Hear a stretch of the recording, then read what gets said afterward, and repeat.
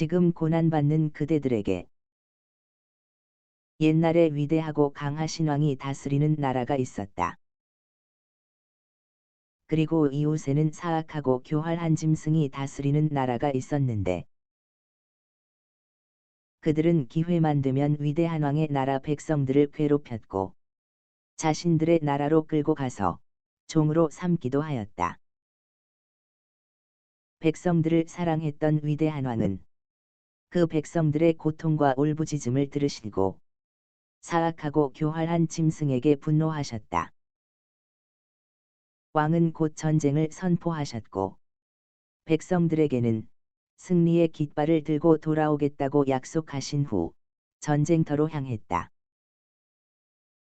위대한 왕에 의해 적들은 완전히 패배했고 모든 힘을 잃게 되었다. 팔과 다리가 잘리고 모든 무기를 잃게 된 적들은 자신들의 패배가 너무나도 억울하고 분했기에 마지막 사력을 다해 왕의 나라의 백성들을 하나라도 더 죽이고 망가뜨려서 백성들을 사랑하는 왕의 마음을 비통하게 만들어야겠다고 생각했다.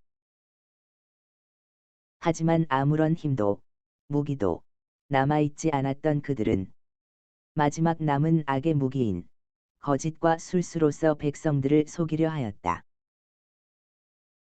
그들은 교활하게도 왕이 전쟁에서 패한 것처럼 백성들을 속였고 또한 왕은 절대로 돌아오지 않을 것이며 아무리 왕을 부르짖어도 응답하지 않을 것이라고 속였다.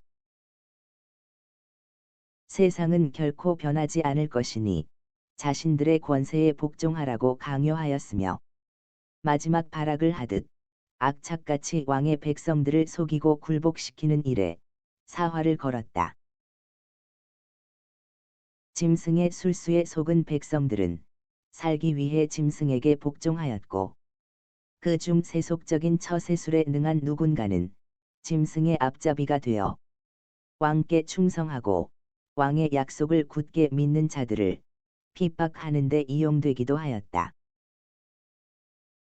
술수에 넘어간 백성들은 곧 돌아온다고 하셨던 왕의 약속과 그에 대한 믿음을 잊은 채 왕을 맞을 준비도 하지 못한 채 마귀의 거짓과 술수가 다스리는 세속에 물들게 되었고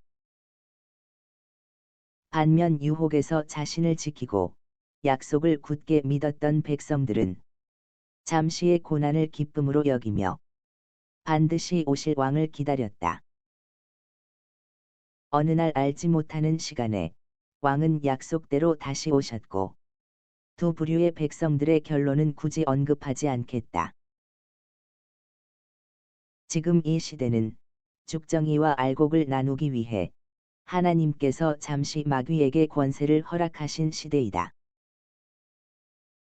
잠시의 편안함과 쾌락을 위해 세상과 타협하는 죽정이가 될 것인지 영원한 천국을 위해 현재의 고난을 기쁨으로 여기며 인내하는 알곡이 될 것인지 스스로 선택할 수 있는 마지막 기회인 것이다. 이 시대에 하나님께서는 고난이라는 기지를 통해서 알곡과 죽정이를 갈라내신다. 지금 이 시대에는 추악이 왕노릇하며 존귀가 억압받는 시대이다. 일제시대 때의 친일 시인이었던 어떤 자에게 누군가 왜 친일을 했느냐고 묻자 그는 독립이 100년 후에나 올 줄 알았기 때문이라고 했다. 그는 오늘을 살기 위해 영혼을 버리는 어리석은 선택을 했던 것이다. 언젠가 영원한 심판대 앞에 섰을 때 친일 시인의 그 어리석은 대답이 그리스도 앞에서의 우리의 대답이 되어서는 안 될 것이다. 공중 권세 잡은 마귀에게 허락된 이 시대에 세속에 타협하여 오늘을 살고자 하는 자 영원한 사망에 이를 것이요 그리스도와 연합하여 영원을 살고자 하는 자 오늘의 고난이 장차 이를 영원한 천국에서 인내의 상급이 될 것이다.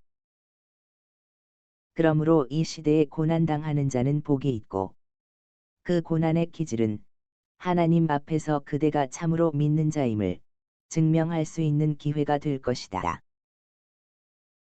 부와 명예가 성공을 대변하는 이 시대에 믿는 자에게 성공이라는 것은 오직 하나님 나라를 소유하는 것임을 기억할 수 있기를 바란다.